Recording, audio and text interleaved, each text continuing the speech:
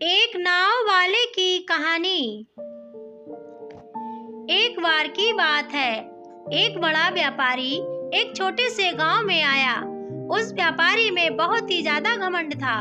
वो व्यापारी उस गांव में अपनी एक फैक्ट्री बनाना चाहता था और वो उस जगह पर जा ही रहा होता है कि उसके सामने एक ऐसा रास्ता आता है जहां उसके सामने एक नदी होती है और नदी के उस पार गांव होता है।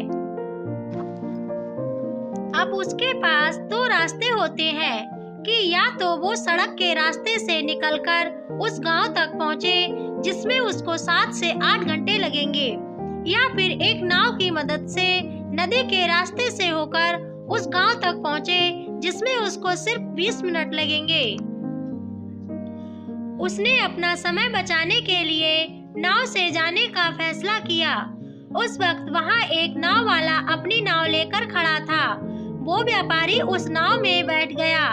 वो नाव ज्यादा बड़ी नहीं थी। उस नाव के एक तरफ वो आदमी बैठा था जो नाव चला रहा था और दूसरी तरफ वो व्यापारी बैठा था। नाव में बैठने के कुछ वक्त बाद व्यापारी ने उस नाव वाले से पूछा, तुझे पता है कि इस वक्त तेरी नाव में कौन बैठा हुआ है? ये सुनकर नाव वाले ने बड़े ही भोलेपन से जवाब दिया, नहीं साहब, मुझे नहीं पता कि आप कौन हो। ये सुनकर व्यापारी बोला, अरे तू क्या अखबार नहीं पढ़ता? अखबार में तो हर दूसरे दिन मेरी फोटो आती है। ये सुनकर नाव वाले ने कहा, अरे साहब, मुझे पढ़ाई लिखाई नहीं आती। जब मैं बहुत छोटा था तभी मेरे पिताजी गुजर गए। तब से मैं अपने परिवार को संभालने के लिए काम कर रहा हूँ। तभी मेरा स्कूल छूट गया और मैं पढ़ नहीं पाया। ये सुनकर व्यापारी उसका मजाक उड़ाते हुए जोर जोर से हंसने लगा और बोला, तुझे पढ़ना लिखना भी नहीं आता? अरे ऐसी जिंदगी भी किस काम की? ये सुनकर उस नाव वाले को बुरा तो लगा, लेकिन वो चुप रहा और कुछ नहीं बोला।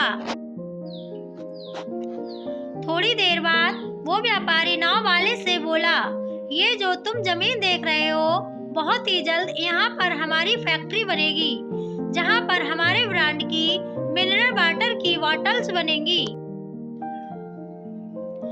उस नाव वाले को व्यापारी की बात समझ नहीं आई तो उसने व्यापारी से पूछा, क्या बनेगा साहब?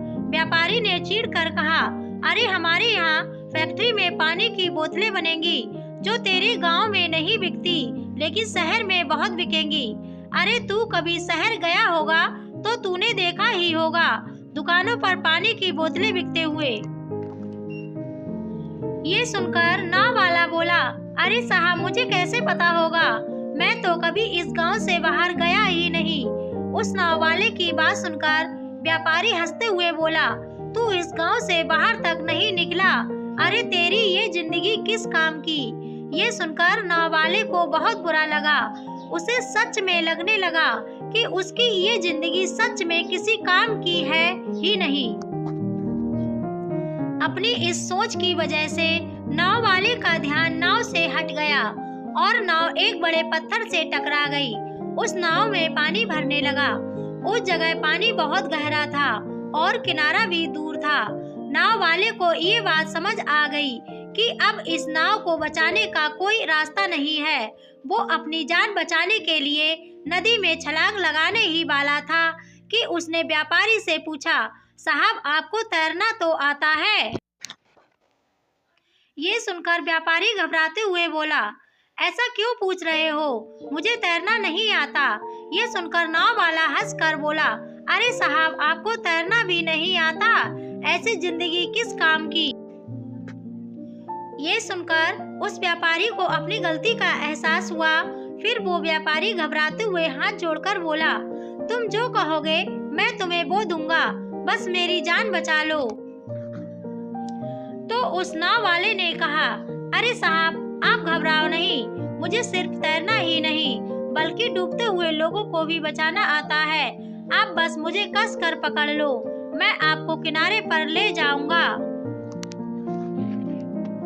और फिर उस नाव वाले ने सिर्फ अपनी ही नहीं बल्कि उस व्यापारी की भी जान बचाई।